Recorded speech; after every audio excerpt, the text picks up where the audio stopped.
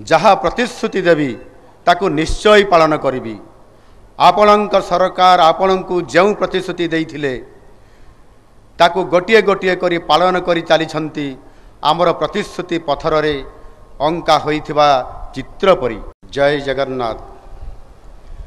मोर प्रिय भाई और भौणी माने आज भारत वर्षर पवित्र 78तम स्वाधीनता दिवस अवसर रे देश राज्य तथा सारा विश्व रे रहुतबा प्रत्येक भारतवासी को मोर शुभेच्छा और अभिनंदन जनाऊछि।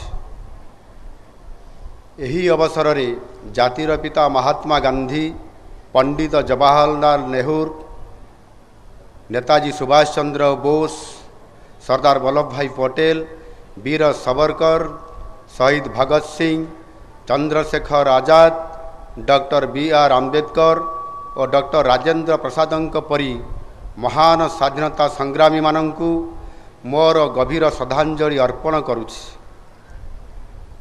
स्वाधीनता आंदोलन रे ओडिशार नेतृवृंद त्याग और संग्रामर पराकाष्ठा देखाई ओडिशा को जातीय आंदोलनर मुख्य स्रोतरे सामिल करथिले।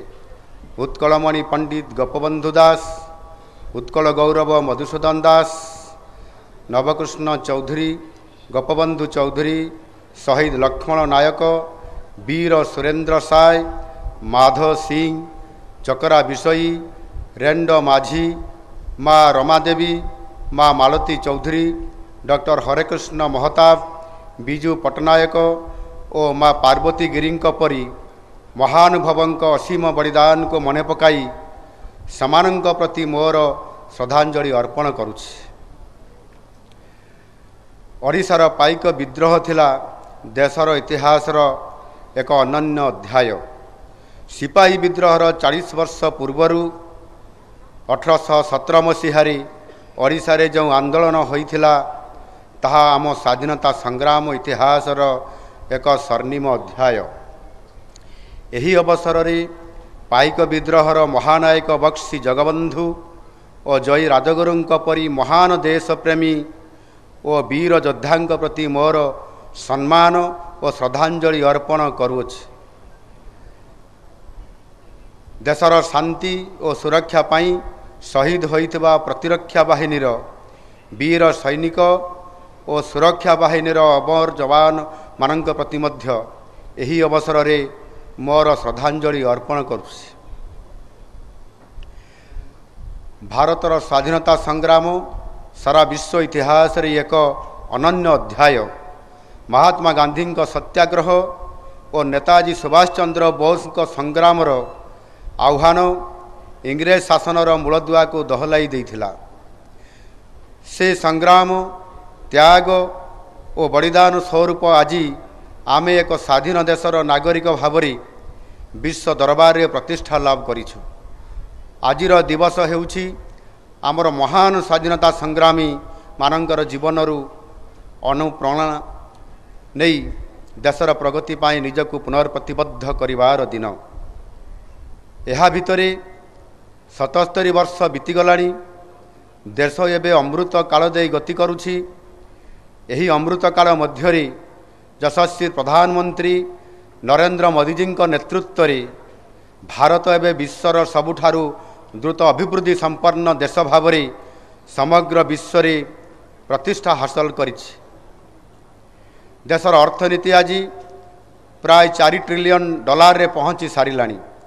मोदीजी नेतृत्व रे भारत आउ अल्प किछि वर्ष मध्यरे $5 ट्रिलियन अर्थनीति रे पहुँचब।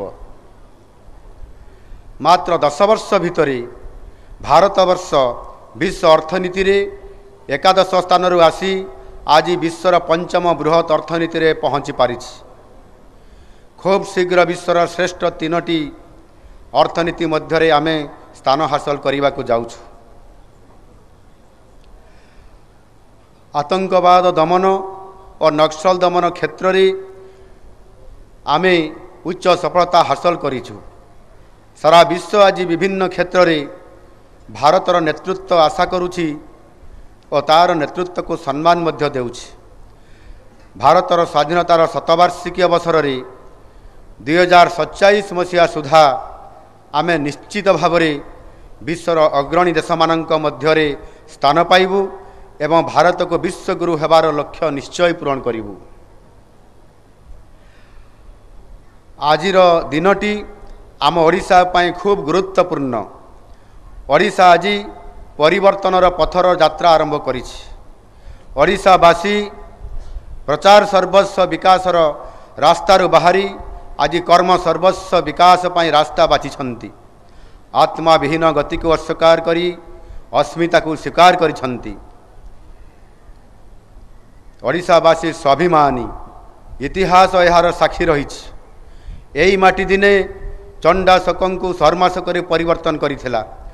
अशोक कलिंग माटीर इतिहास परिवर्तन करने को आसीथिले, किंतु आमे तांकर हृदय परिवर्तन कर देइथिले।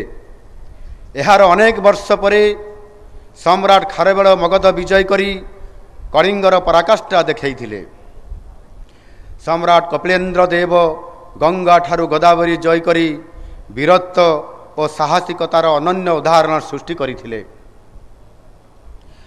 मने पकांतु सही समय को जेतेबेले ब्रिटिश शासन समय रे ओडिशा खंड विखंडित होई विभिन्न प्रदेश रे मिसी रहिथिला। ओडिशार आत्मा भूलुंठित होइथिला। आउ सेतेबेले आमर ओडिया बरपुत्र माने यथा उत्कल गौरव मधुसूदन दास, महाराजा श्रीरामचंद्र भंजदेव, महाराजा कृष्णचंद्र गजपति और आहुरी अनेक नेतृवृंद संग्राम आम पाई स्वतंत्र राज्य प्रतिष्ठा करिवार रास्ता फिटाइथिला। कर्मवीर गौरीशंकर राय, राधानाथ राय, फकीर मोहन सेनापति और गंगाधर मेहरंक परी लेखक, साहित्यिक और कवि माने ओडिया भाषा और साहित्य को समृद्ध करी स्वतंत्र ओडिशा गठनर संग्राम को शक्ति देखैथिले। स्वतंत्र ओडिशा प्रदेश गठन केवल ओडिशा पाई नुहे, सारा देश को भाषा भित्तिक राज्य गठन पाई रास्ता देखैथिला। आमर इतिहास गौरवमय, आमर संस्कृति अतुलनीय। जेतेबेले भी ओडिया अस्मिता उपरे कुठारघात होइछि सेतेबेले ये जातिर नुआ जागरण आसीछि। ओडिया जाति संग्राम करी निज अस्मितार पुनर्प्रतिष्ठा करि पारिछि। आज आम पाई आह्वान और जागरणर दिन। ओडिया जाति आज नुआ इतिहास लेखिबा आरंभ करिछि। ओडिया अस्मिता और स्वाभिमान सहित विकासर शिखर छुईबा को शपथ नेछि।